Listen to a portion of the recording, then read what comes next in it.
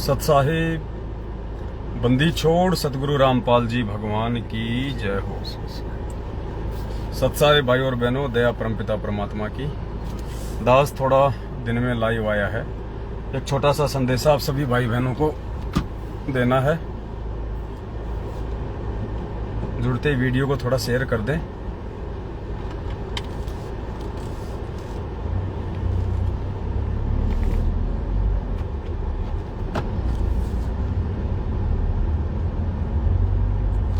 आप सभी भाई बहनों को अच्छे से पता है, आज से 2-3 दिन पहले यानी 8 मई 2022 को जयपुर से हम लुधियाना की सात संगति में गए थे पंजाब में।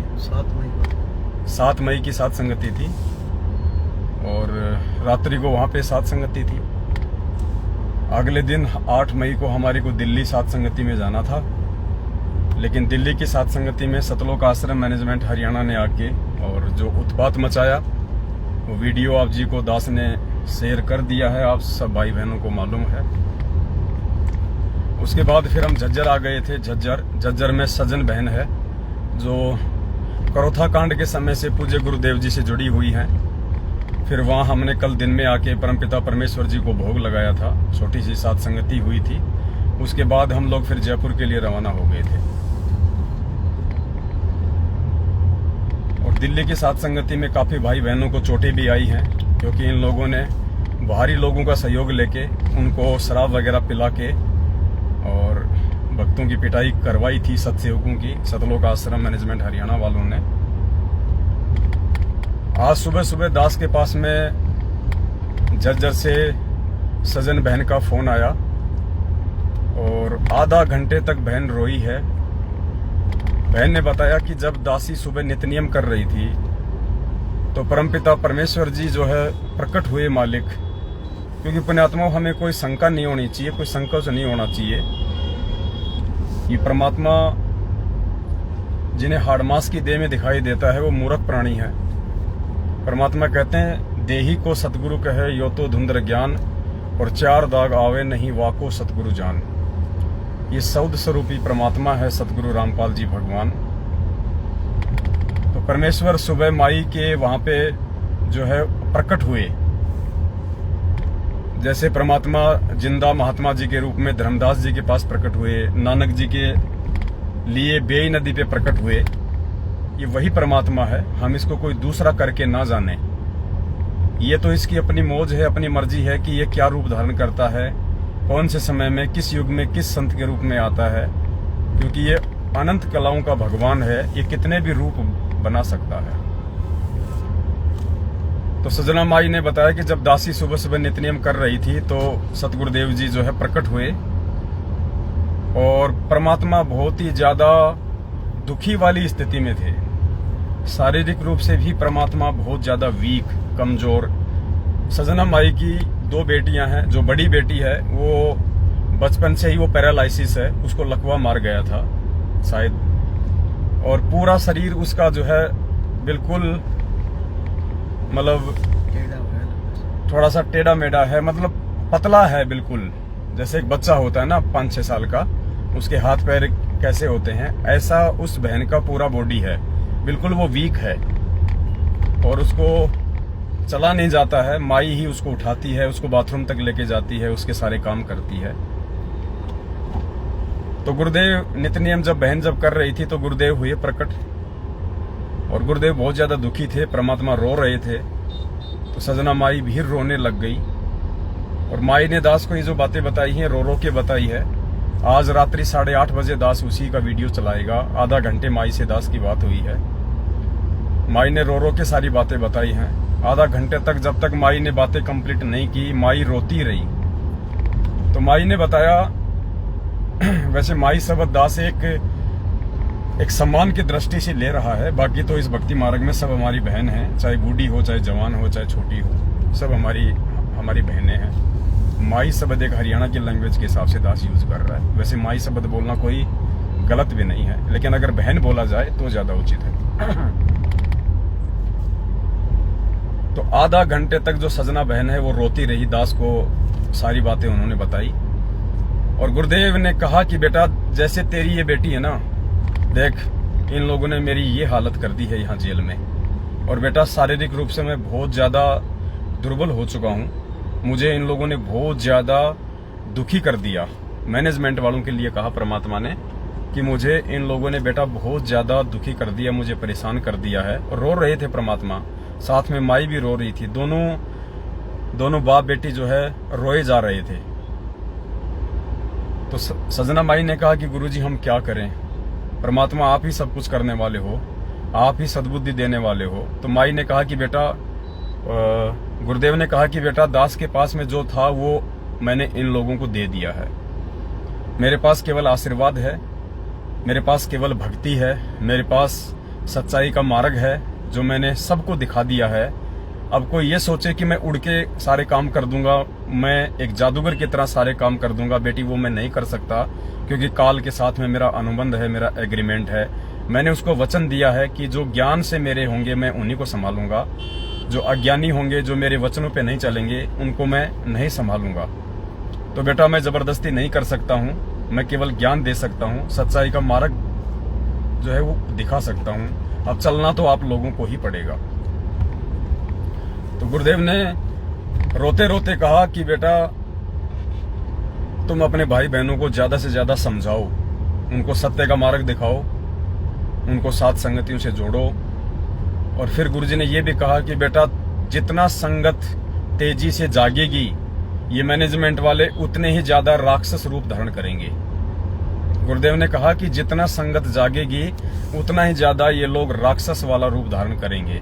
तो बेटा तुम लोगों ने अपना बचाव भी रखना है। हालांकि परमात्मा जी ने कहा कि मेरा आशीर्वाद तुम सबके साथ में है, लेकिन फिर भी तुम लोगों ने अपना बचाव भी रखना है। तुम लोगों ने इस ज्ञान को जो है सभी बच्चों तक भी पहुंचाना है, इस मिशन को भी आगे लेके चलना है।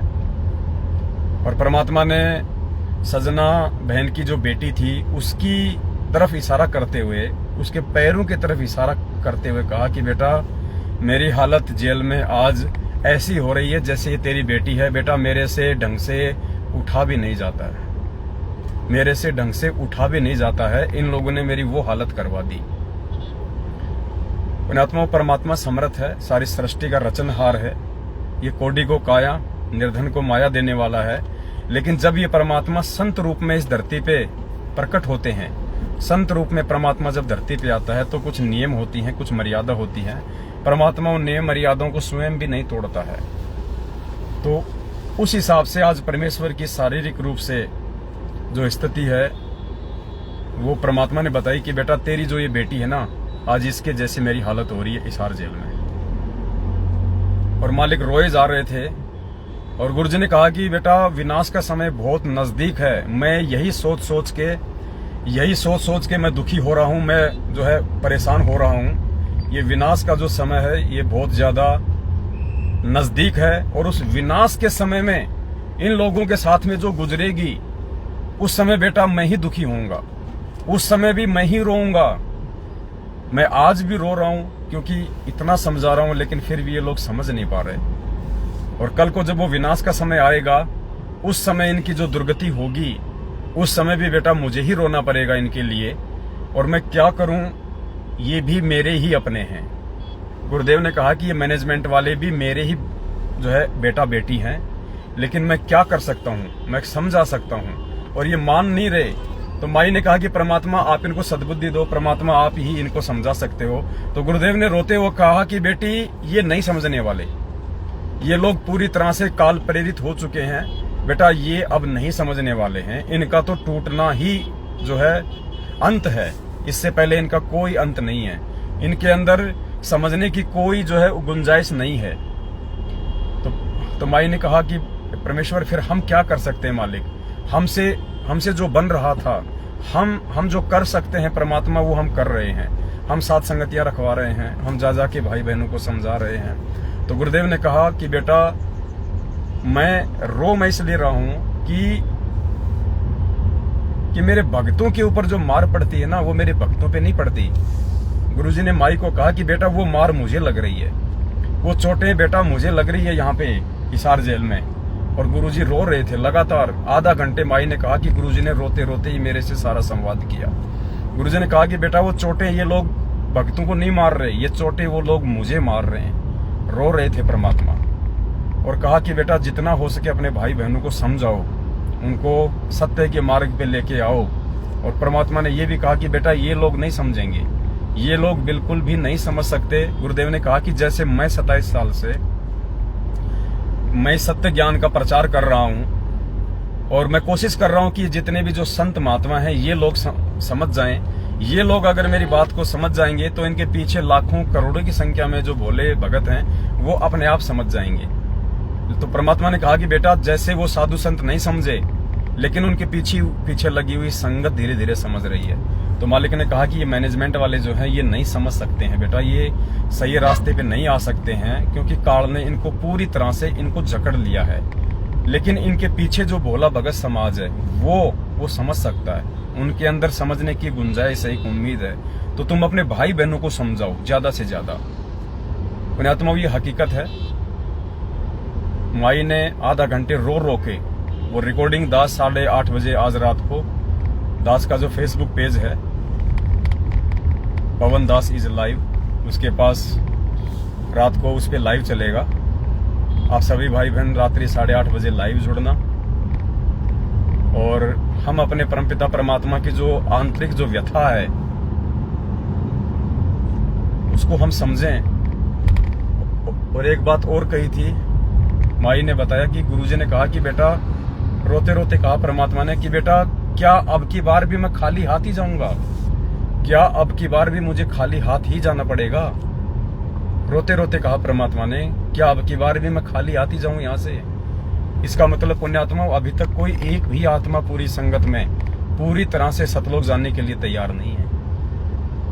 हम प्रोसीजर में हैं सारे, हम अभी भगत नहीं बने। अगर हम सत्सेवकों में भी यदि कोई एक भी ऐसी आत्मा होती जो वास्तव में आज गुरुजी को पूरी तरह से जो उनको परमात्मा मान के और अपने सतलोक जानने के लिए जो तैयार हो, तो भी परमात्मा शायद ये बात ना कहते कि क्या मुझे खाली हाथ ही जाना पड़ेगा। क्योंकि गुरुदेव ने कहा है सत्संगों में कि जब भी ये परमात्मा इस धरती पे आता है जिस भी समय, और मालिक कहते हैं कि यदि एक आत्मा भी मेरे ज्ञान को अच्छे से समझ के और मेरे साथ सतलोक जाने के लिए तैयार हो जाए तो मेरा मिशन, मैं अपना जो मेरा जो मिशन होता है मैं उसको सफल मानूं। लेकिन यहां से कोई जानने को तैयार ही नहीं होता। तो परमात्मा ने आज जो ये बात कही है ये हम सत्सेवकों के लिए भी एक बहुत बड़ा मतलब एक सोच का विषय है कि पुण्यात्माओं हम भी अभी तक सतलोक जाने वाली कैटेगरी में नहीं हैं। हमने भी अपने अंदर बहुत सारे जो है परिवर्तन करने पड़ेंगे। जो भाव, जो श्रद्धा, जो समर्पण एक शिष्य का अपने सदगुरु के प्रति होना चाहिए, शायद हम सत्सेवकों में भी नहीं है। वरना परमात्मा ये बात ना कहते कि बेटा अब की बार भी क्या मुझे खाली हाथ ही जाना पड़ेगा। तो भाई और बहनों, हमारा जो प्रथम जो मकसद है वो है परमात्मा जी की भक्ति, अपना आत्म कल्याण, और उसके बाद पुण्यात्माओं अपने भाई बहनों को समझाना जो भटके हुए हैं। तो हम कोशिश करें सभी भगत भाई बहन ज्यादा से ज्यादा भाई बहनों तक ये वीडियो हम पहुंचाएं, उनको सच्चाई से हम रूबरू करवाएं। और परमेश्वर को जो एक पक्ष है संगत का मैनेजमेंट, उन्होंने तो मालिक को दुखी किया ही किया है, उनको परेशान किया ही किया है। लेकिन पुण्यात्माओं कम से कम आप और हम सत्सेवक एक उम्मीद है उस परमपिता परमात्मा की, हम एक ज्योत हैं उस परमपिता परमेश्वर के लिए। वो परमात्मा ये समझते हैं कि भाई है कुछ आत्माएं जो मेरे साथ में सतलोक जाने के लिए तैयार हैं।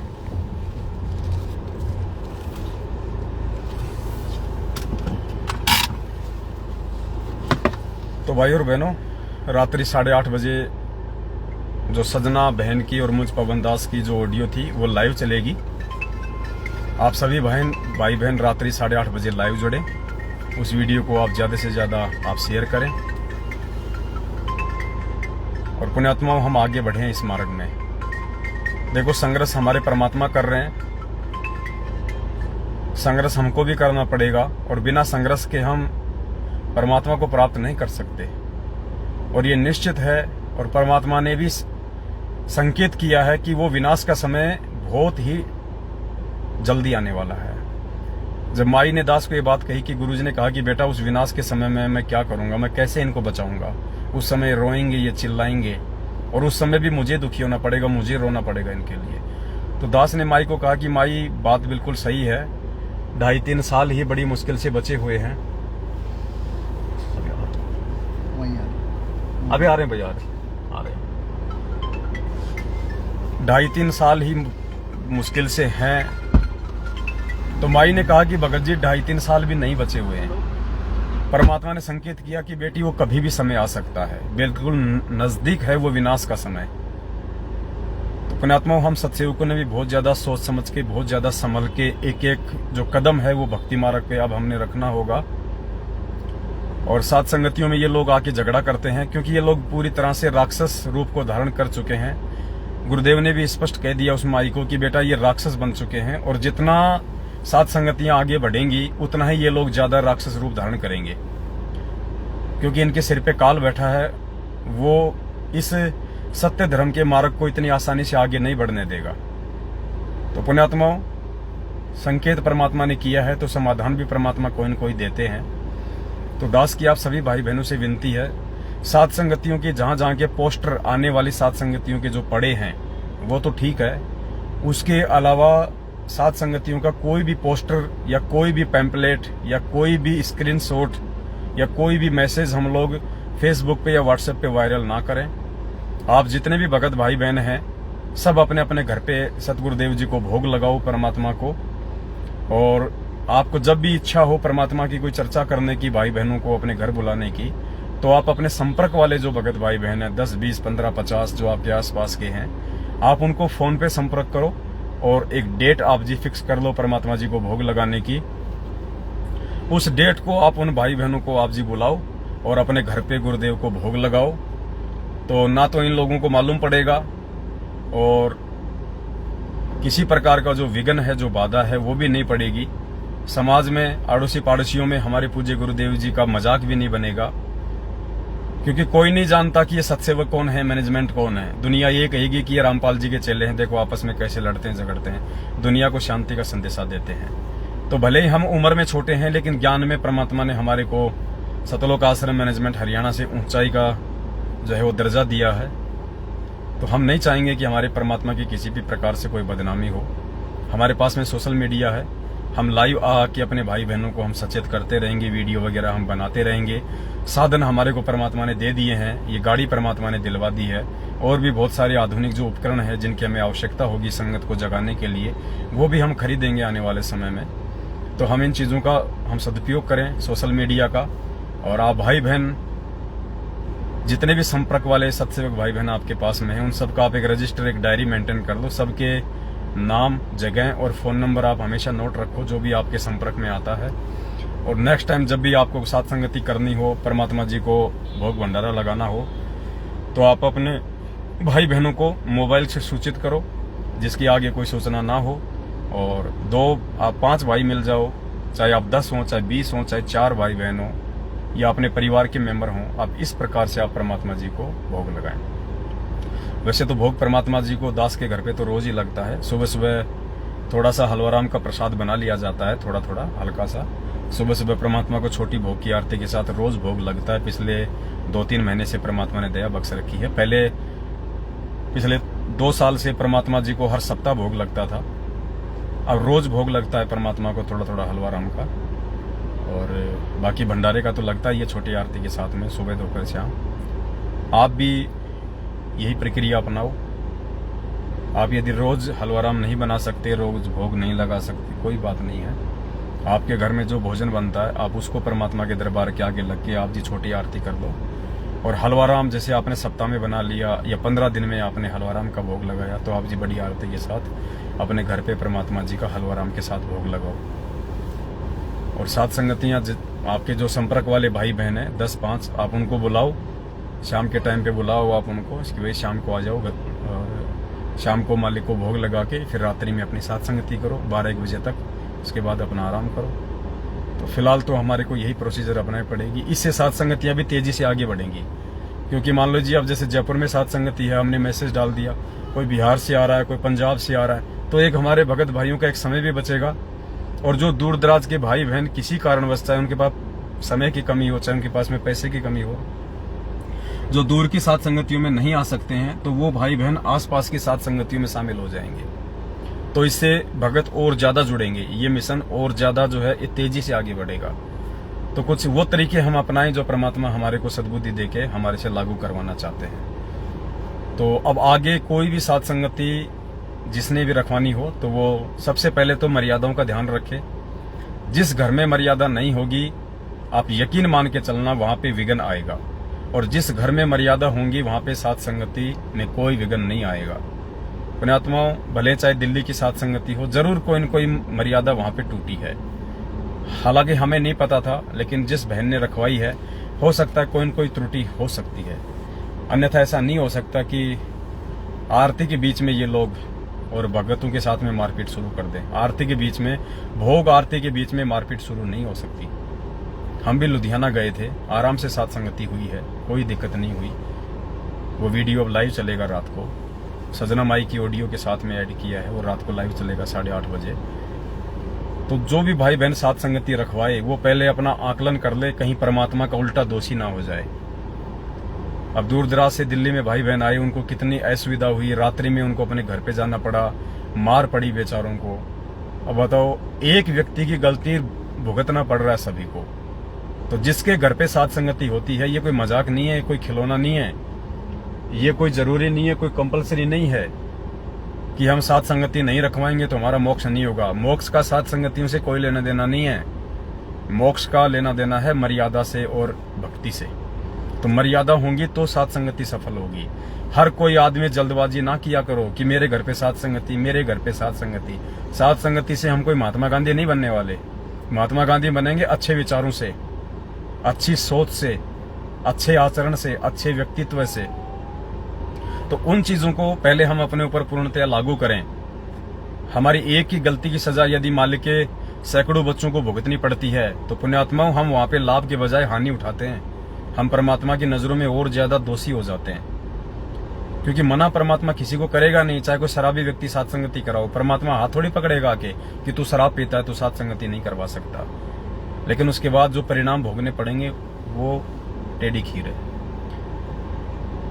तो आगे से सभी भाई बहन ध्यान रखें, साथ संगतियों के लिए जल्दबाजी ना करें। और यदि आपने करनी है तो आप अपने पर्सनल लेवल पे अपने आसपास के भगत भाई बहनों को सूचित करें फोन करके, और फिर उनको अपने घर पे बुलाएं और एक दिन की साथ संगति आप रखें, नाइट में या दिन में, जैसे भी आपको परमात्मा प्रेरणा करें। दिन में रखिए या रात को रखिए, क्योंकि अगर बड़ी साथ संगति है तो रात में रखना उचित है। तो अभी फिलहाल हम लोग ऐसा करेंगे तो मालिक के मार्ग में थोड़ा हम और आगे बढ़ेंगे।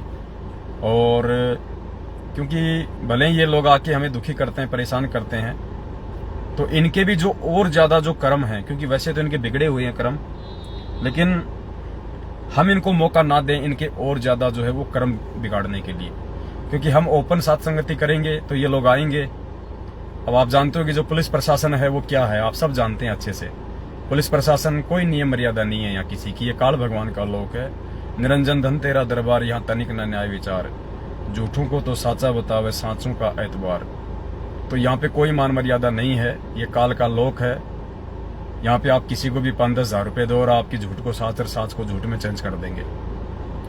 तो भाई बहन कह रहे थे जो दिल्ली साथ संगति में गए थे कि पुलिस वाले भी शराब पी के आए थे, और पुलिस वाले भी भाई बहनों की पिटाई कर रहे थे। पुण्यात्माओं, यहाँ पैसा दे के किसी से कुछ भी करवाया जा सकता है, आप अच्छे से जानते हैं। यहाँ कोई राजा हरिश्चंद्र नहीं है। तो हम इनके और ज्यादा कर्म बिगड़े, इससे अच्छा है कि हम लोग अपने घर पे साथ संगति करें। थोड़े बहुत भाई बहनों को हम इकट्ठा करके हम साथ संगति करें। और बाकी दास प्रयास कर रहा है परमात्मा जी के आशीर्वाद से। अगले 2-3 दिनों में एक डिजिटल बोर्ड हम ले आएंगे, 2.5-3 लाख रुपए का आएगा। 75 इंच का है, जैसे LCD आती है ऐसे 75 इंचेज का 2.5 लाख के आसपास का आएगा। तो जैसे ऑनलाइन जो कोचिंग देते हैं, जो ऑनलाइन जो क्लासेज चलती हैं, उस प्रकार से परमात्मा के दया से फिर हम लाइव आया करेंगे। और छोटी छोटी बातों को गुरुदेव के आशीर्वाद से हम समझने का प्रयास करेंगे सभी भाई बहन। देखो, यहाँ कोई किसी का टीचर नहीं है, यहाँ कोई किसी का मॉनिटर नहीं है। हम परमेश्वर के बच्चे हैं, हमने समझना है, हमने सीखना है, और उसके लिए हम कोई भी रास्ता अपनाएंगे।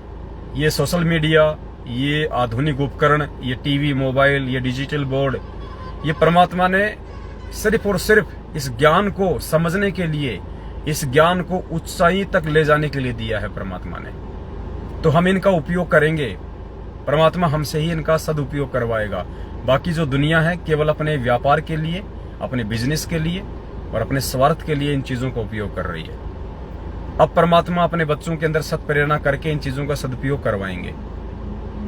तो मालिक की दया होगी अब आगे। और दास लाइव आया करेगा, लाइव आने से पहले आपको मैसेज डाल दिया करेगा दास। और हम छोटी छोटी बातों को, छोटे छोटे पॉइंटों को अब हम समझने का प्रयास करेंगे हम पूरा, ताकि हमारे जो भगत भाई बहन है वो किसी भी पॉइंट को लेके किसी भी मोड़ पे वो मार ना खाएं। वैसे तो इन्होंने खूब कोशिश की थी दिल्ली सात संगति में भक्तों को तोड़ने की। उनको बैठा के उनको बता रहे थे कि देखो मेरे पास में गुरुजी का ये कोई गिरीश कोई वकील है।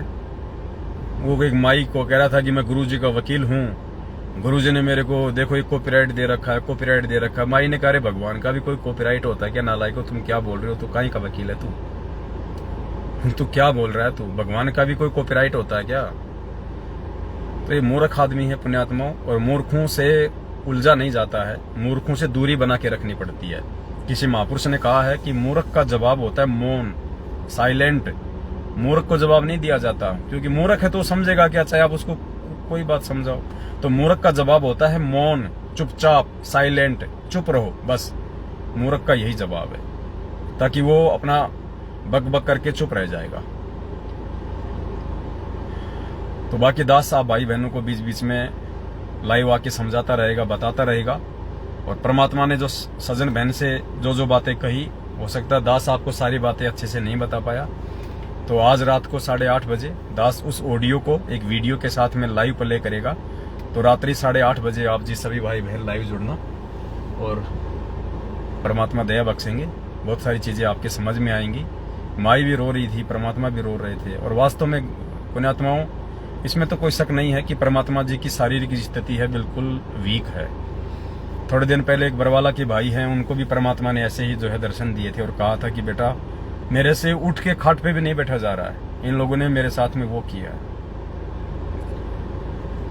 तो पुण्यात्मा, हमने हर प्रकार से अब मर्यादा में रहना होगा। ये कुत्ता भी पूरी कोशिश करेगा परमात्मा जी के आशीर्वाद से, मालिक से भीख मांगेगा कि परमात्मा यदि कोई त्रुटि हो रही हो छोटी मोटी कोई मान मर्यादाओं में, तो परमात्मा दास पे मेहर बख्शना, परमात्मा दास पे रजा करना मेरे मालिक, और पूरी तरह से जो है हम पे मेहर बना के रखो। इतना जरूर है, माई से जो बात हुई तो परमात्मा ने ये जरूर कहा कि मेरे जो सत्सेवक बच्चे हैं, ये जो सात संगतियां, इनको ज्यादा से ज्यादा इनको आगे बढ़ाओ। और मैनेजमेंट के बारे में गुरुजी ने स्पष्ट कह दिया कि बेटा ये राक्षस हैं, ये नहीं समझेंगे, और तुम सत्सेवक जितना आगे बढ़ोगे उतना ही ये लोग राक्षस रूप धारण करेंगे। फिर माई को एक बात और कही थी गुरुजी ने, क्योंकि बीच बीच में दास को याद आ रही है। माई से जो सजन बहन है उससे गुरुजी ने कहा था कि बेटा तू जाके मेरे घर वालों को समझा।